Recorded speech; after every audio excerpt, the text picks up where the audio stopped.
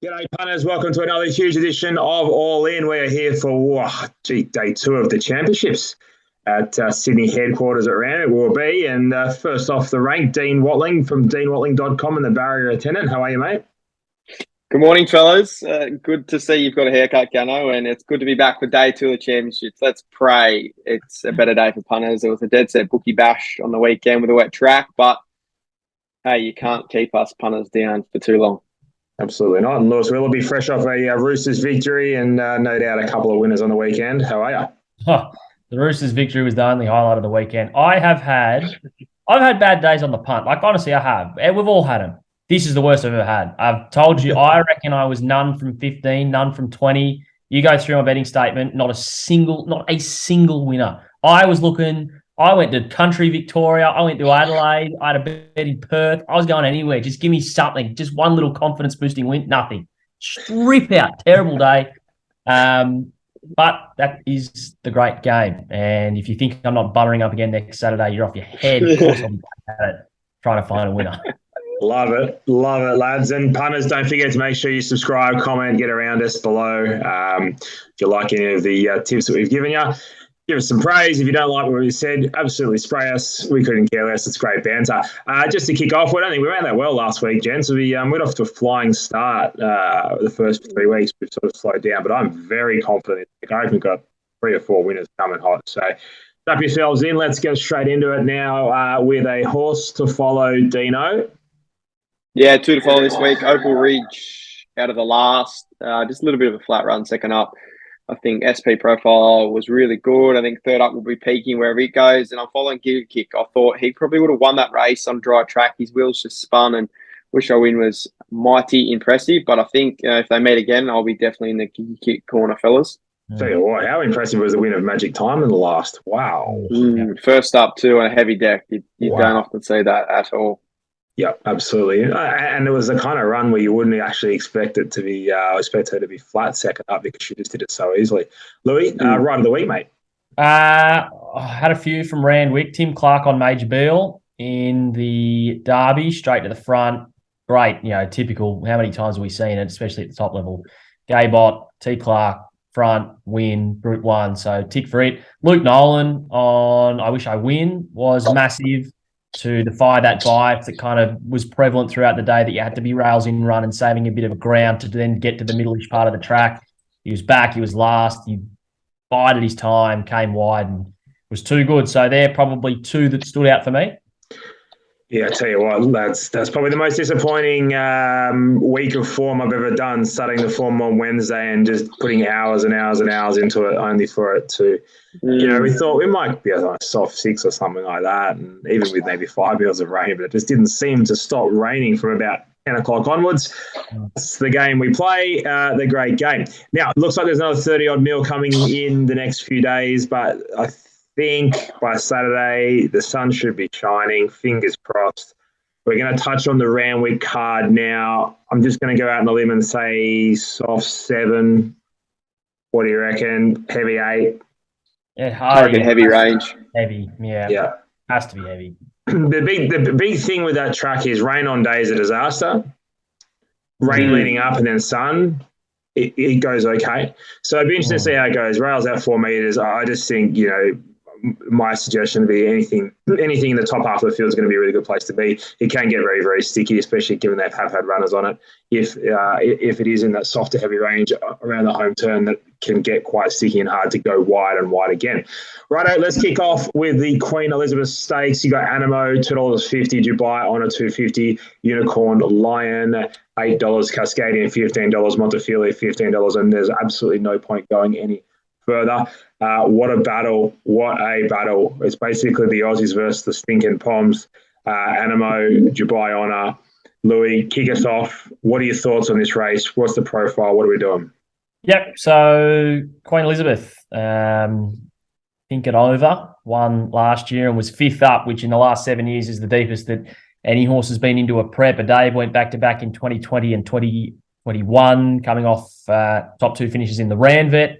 Other form lines you can look at, the George Ryder with Winks, obviously, and the Chipping Norton or Tancred with Think It Over last year. So with respect to this market, really having it a race in 2, it seems, I'm going to go with Dubai Honor over Animo.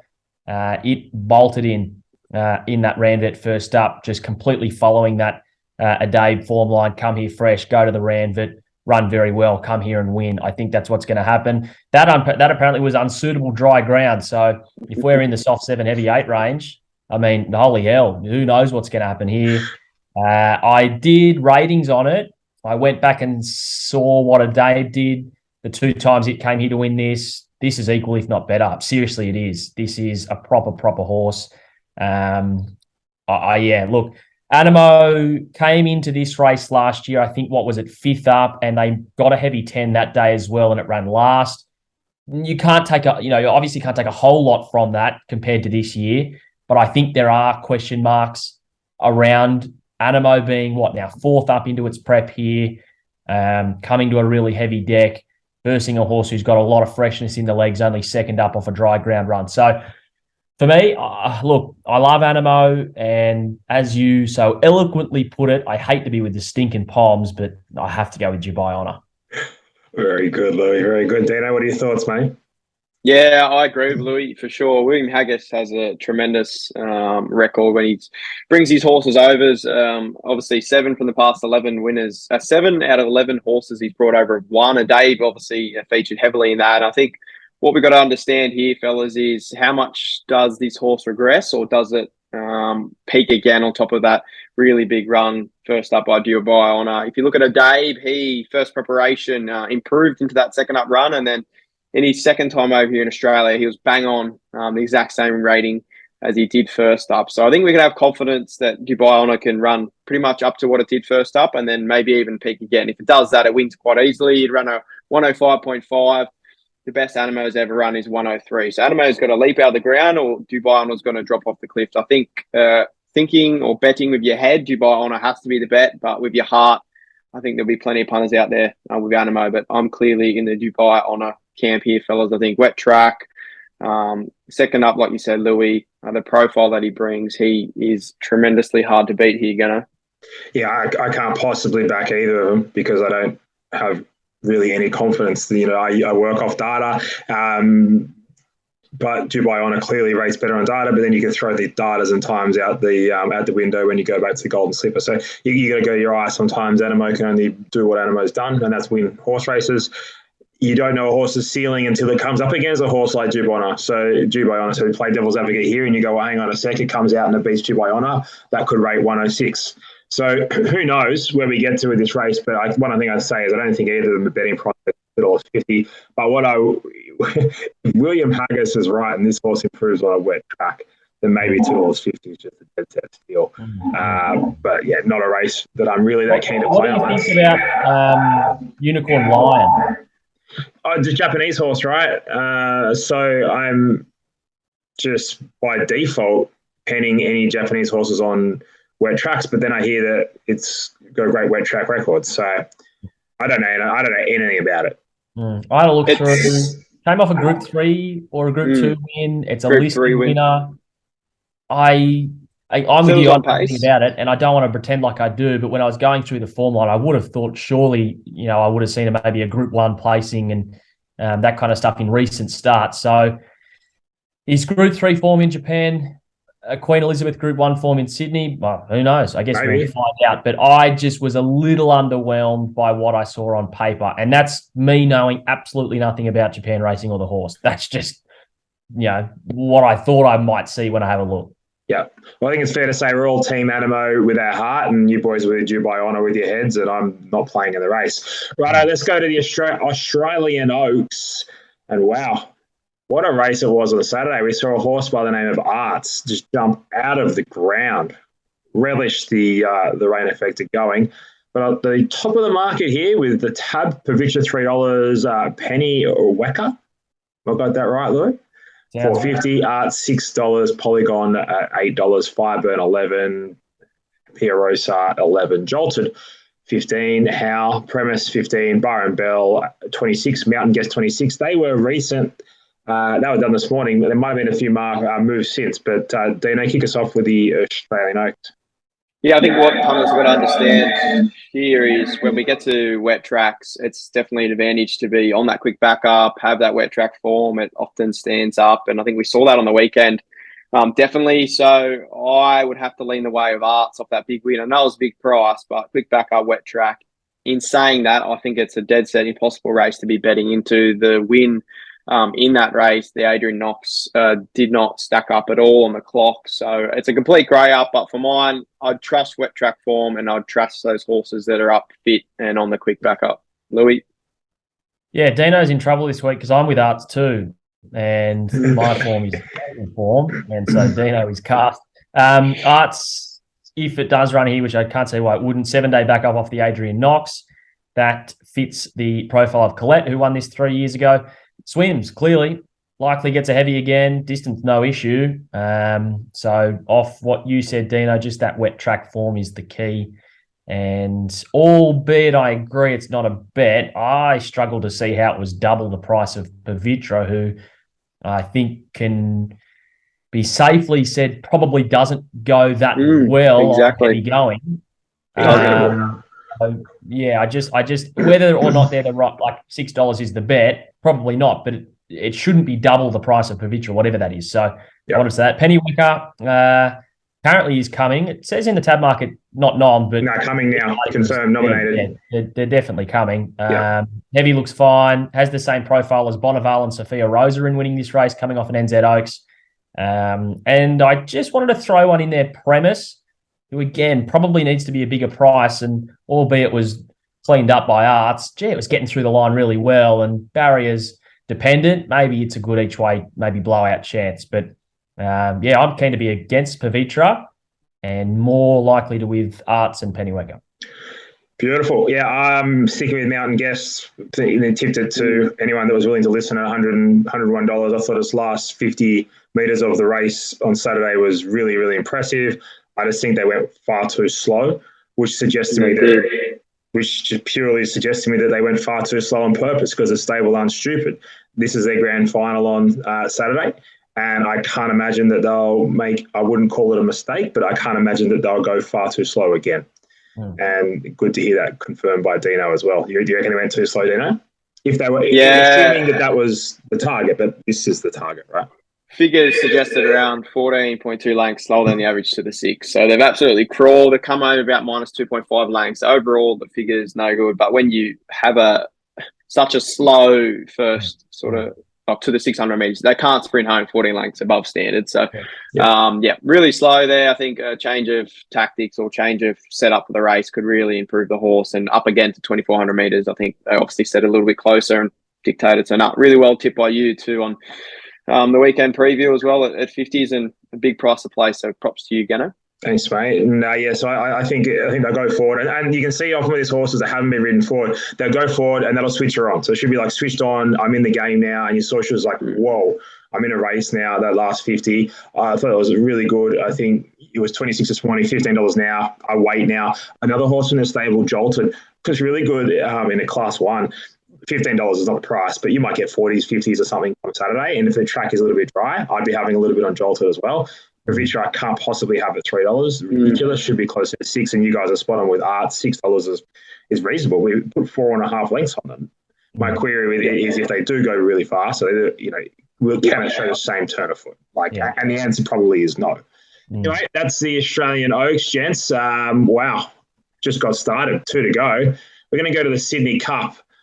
I just love this race. I love how it's panning out. I'm going to kick off really, really, really quickly, and then I'm going to pass to Lou. Just back Cleveland. Lou? Sure. Yep, 51 kilos is the right weights profile. If you're looking at this race, let's go through the last, 7.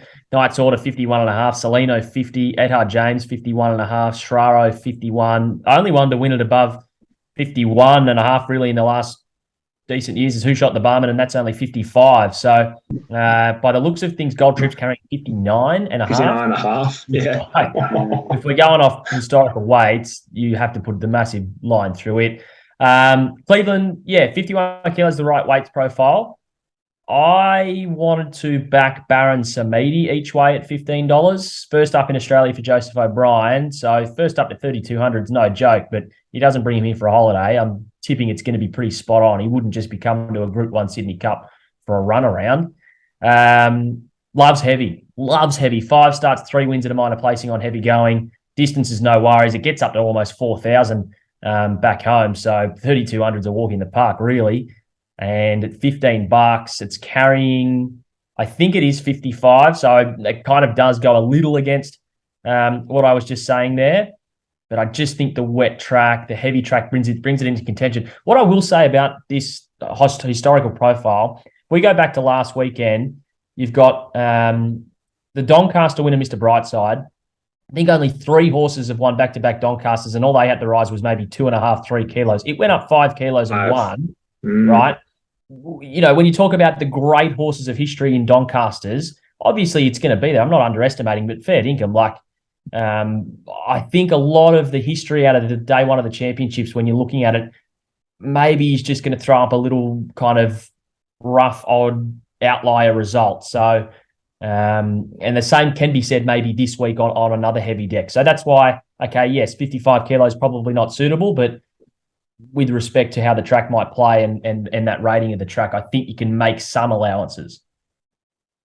Yeah, I think the profile you suggested, Louis, is dominant in the sense of the weight carry. I think even more so on a wet track, I think it comes into its own there. You want to be sort of those lightly weighted horses. I just think you've got to back the international scene. It's a really interesting point you made on Baron Samedi, Louis. I think we spoke about with Cleveland, they were meant to obviously run in the race prior. That's gone across my mind.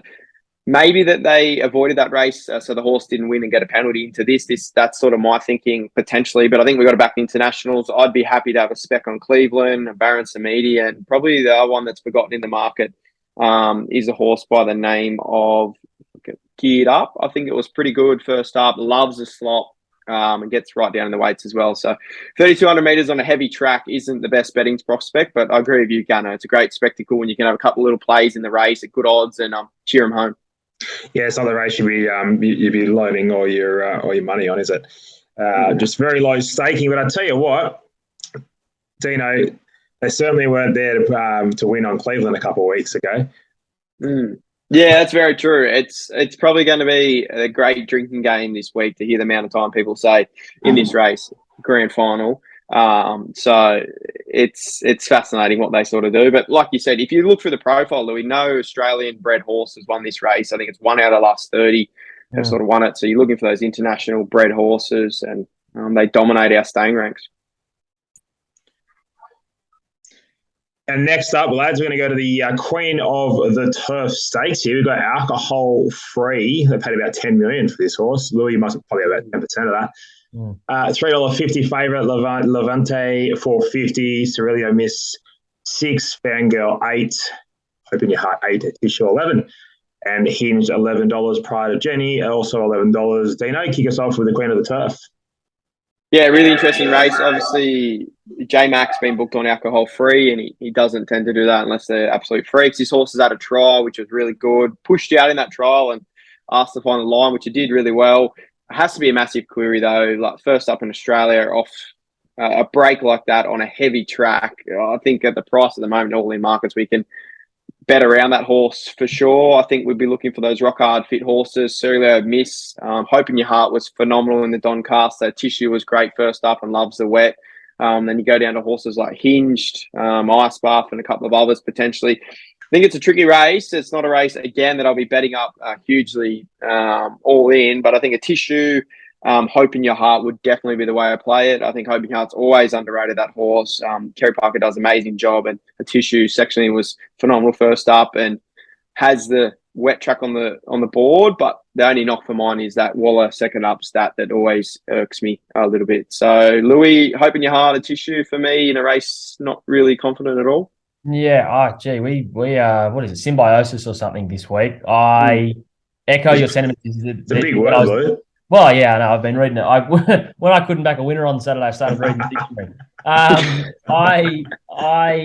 I struggled in this race when I was having a look at it compared to the others to really find a strong one to push it into. I'm a massive, massive, massive fan of Cyril Miss, and it has form on wet going. It's rock hard fit and deserves a shot at a Group 1. So, gun to my head, I'd probably lean that way.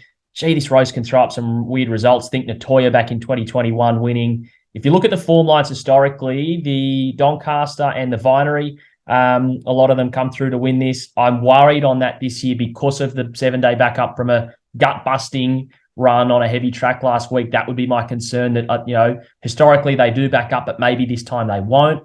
Look, I did struggle in this race. It'll be a good one to watch, no doubt about it. Probably Cyril Miss if I had to have a bet, but yeah, I'm with Dino. I'm more excited to watch than bet here. Love it. I must have the real simple play. I'm going to back a tissue just 1x4. I just think $3.50, great bet. The race could potentially fall away if we are on a heavy track, and all of a sudden, they'll take 16 and whatever it is, and then you might end up with 9 starters there if it's a complete bog, and the horse will go around, and you won't be getting $3.50 at the place. So I think we'll come out in front because the horse will probably run top 3 anyway, regardless. Boys, best all-in play of the week. Dino, kick us off. Yeah, probably 2 races that we didn't touch on. I think Percy Sykes, unfortunately, Tis Invincible goes around at Hawkesbury, probably wins that race, but it doesn't help us when you're on at hundreds in bloody the Percy Sykes. Win at Hawkesbury. If you're going to win the bloody Percy Sykes, you'd want to win at Hawkesbury. You'd hope so, but tell you what, Hawkesbury can throw up some weird results. You can slow one down, can't it? Yeah, definitely. I'm going to have Autumn Ballet around that $3, $2 price in the Percy Sykes. Phenomenal win on the Black Opal. No horse has ever won that race first up. It did it. Has had a brilliant to-go trial, and I really like the way this horse is progressing. I'm going to have 2 this week, Gannon. I'm making the rules up myself, and I'm going to have Af Cabin in the Arrowfield Stakes to-go trial back to 1,200 metres. I think that's what we learned. That horse is a dead set, out-and-out 1,200-metre horse. If it does what it did first up, wins that race. So Af Cabin and Autumn Ballet for me, Louis. Just quickly, Dino, what you need nominated for the Arrowfield? Make you nervous? No. I know what's going there. I just think if Af Cabin turns up and does what it did first up, I don't think what you need can sort of get near it. I think the only sort of knock and concern is the wet track, but I think we saw that horse absolutely motor through it back in the Melbourne Spring Carnival, Louis, if that serves me right. Yep. Potentially. Yep. Absolutely. I was hosing, and I reckon it might have been Caulfield, and it just swum. That's the one. Louis, best all-in play of the week.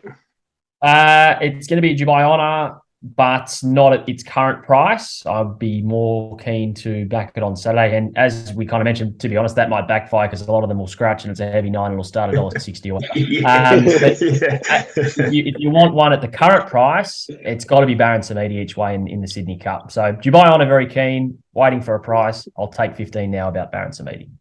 Outstanding. I'm with you, Dino. I had 2 tickets for the Percy Sykes Autumn Ballet. Is it Autumn Ballet?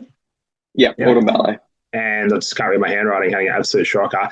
And the other one in the provincial Midway Championship final is Kayobi. I think this horse has them covered and has them covered by a long way. And I spoke to a mate this morning that does some data by the name of Nick Ashman, and he said, I like this horse a lot, rates very well and better than all of these. And I went back and watched its replay, and it sort of got balanced around the 150 at Gosford, which makes sense, right? Not its track. It's not its track. And it's gone past the horse by the name of Audette, who sat 3 wide at Warwick Farm in a, I don't know, going to get benchmark 70-something race and was super impressive last Wednesday.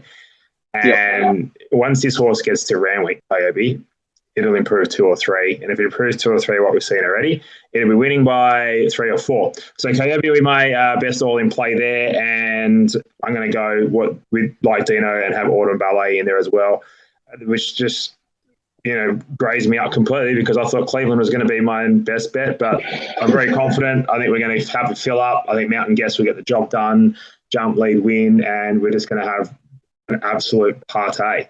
Boys, before we wrap this up, give us your best midweek best bet. Dino, you're all ready, mate. You were late to the show, so you've obviously been doing plenty of form. What do you got? Yeah, race 1, Hawkesbury. Tis Invincible. It's your Percy Sykes. Get out. Instead, we'll take the odds at Hawkesbury. Interesting, Zach Lloyd's on, takes a claim, but it's a non-claiming race. So that's a little bit strange. Bright Red in the race is a really good horse, but I just think this Tis Invincibles from Barrier 8 rolls to the front and he's mighty hard to beat. So that's my best midweek play for the week. What odds do we get there, Dino? No odds out yet, but I'm guessing it will be short. But yeah, it's short but sweet. He'll be winning. Outstanding. Lewis, what do you got for us? I'm sick of horse racing and I'm swapping codes. I'm taking you to Wentworth Park on Wednesday night. Come on. Stop, listen. Wentworth Park on Wednesday night. I've got a dog running in race 8, 9:23 p.m. Box 1, Belmont Duchess. I've got no idea what the price is going to be, but I don't care. By 9:23, there's a chance I won't be able to see the race, but I'll be there anyway. And first time to town, mate. I think it'll be winning. She's a little star for a very informed kennel who now have a Easter egg finalist, Kat and Joe. They've got one into the Easter egg final and they are flying at the moment. First time to town. She's a really, really good little dog. Always tries her heart out. No superstar, but I can't wait. And I think from the cherry, too hard to beat.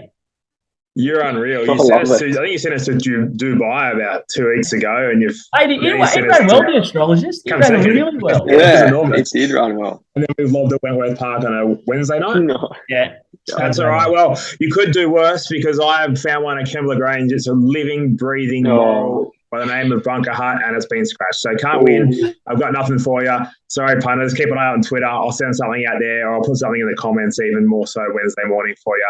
But there's not much I can do there. They've taken me out. Lewis, Dino, what do you got?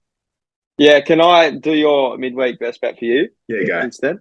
Yeah, in that same race, I just did that race. Bunker Hut was agree and moral. But I think the 10, Diamond City, second up, Apprentice claims. I think, that can be your midweek best bet of the week. And not just an apprentice, he's a gun jet, Stanley. He only claims 2 kilos there, but he's a very, very good rider. Did a lot of great work for Beery down at Albury and now moved up to Annabelle, I believe. So there we go, lads. We've got one more show to go.